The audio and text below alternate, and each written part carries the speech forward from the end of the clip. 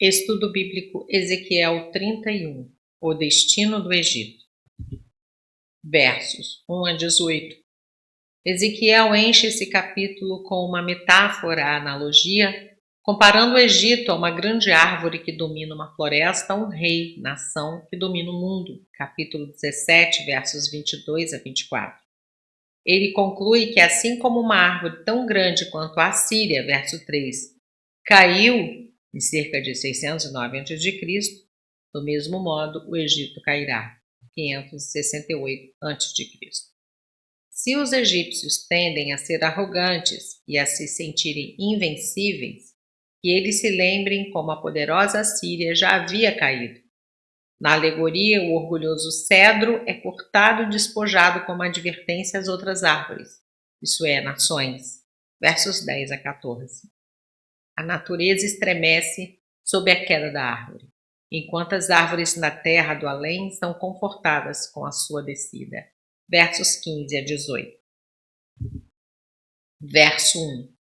Essa parábola, pronunciada 2 meses depois da profecia de capítulo 30, versos 20 a 26, é simples e declara interpretação.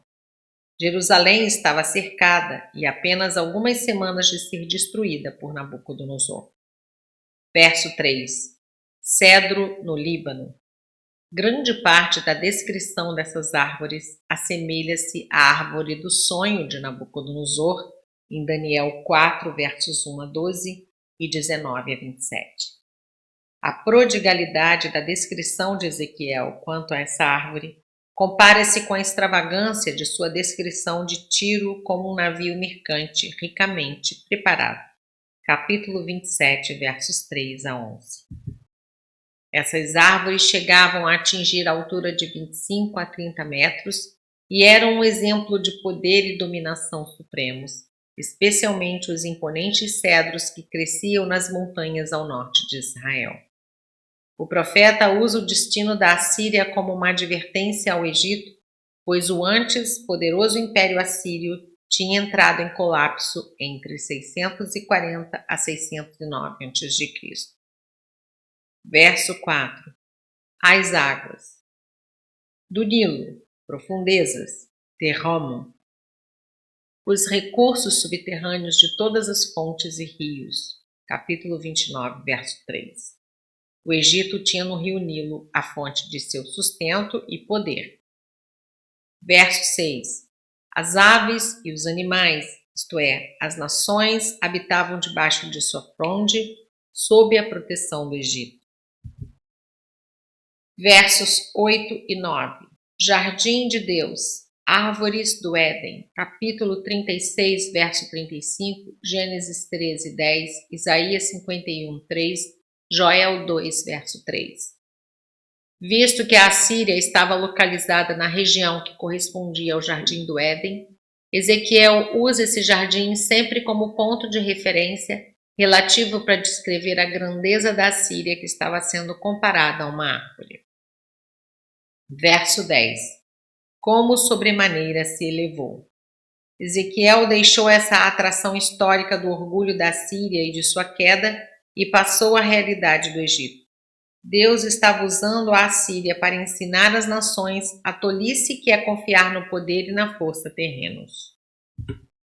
Verso 14. Nota homilética.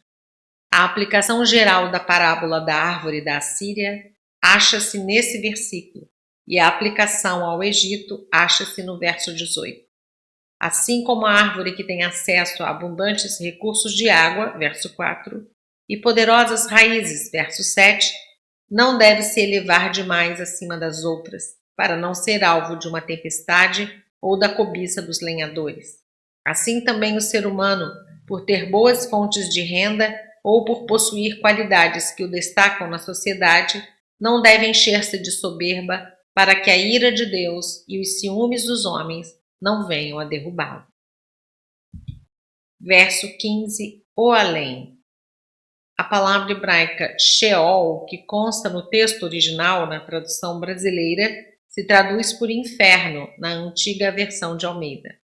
Em razão do patriarca Jacó dizer que ia para o Sheol, Gênesis 42, 38, onde se traduz por sepultura, não se trata do inferno. O além é mais exato. De preto. O Líbano, tradicionalmente o lugar das árvores grandes, ficará de luto. A profundeza. É a palavra usada para referir-se às águas de debaixo da terra, o conjunto das fontes subterrâneas. Gênesis 7:11, Gênesis 1, verso 2, em hebraico Terram. Verso 16, a cova. A palavra hebraica é bar, poço. Dá-nos a ideia de sepultura. Do Éden. É um adjetivo que quer dizer como as do paraíso. Verso 8. Não quer isto dizer que Deus é contra o próprio paraíso. É bom notar aqui que o hebraico quase não possui adjetivos e precisa usar expressões como de prata, de Davi, davídico.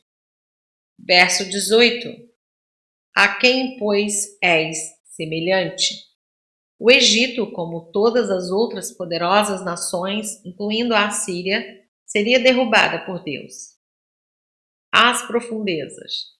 Já é outra palavra para o lugar dos mortos. Em hebraico é tahetet, que quer dizer embaixo. Os incircuncisos. O rito da purificação da circuncisão era praticado pelos egípcios, que lhe davam muita importância. Daí ser vergonhoso passar a jazer no além, como as nações incivilizadas, a ponto de ser objeto do escárnio delas.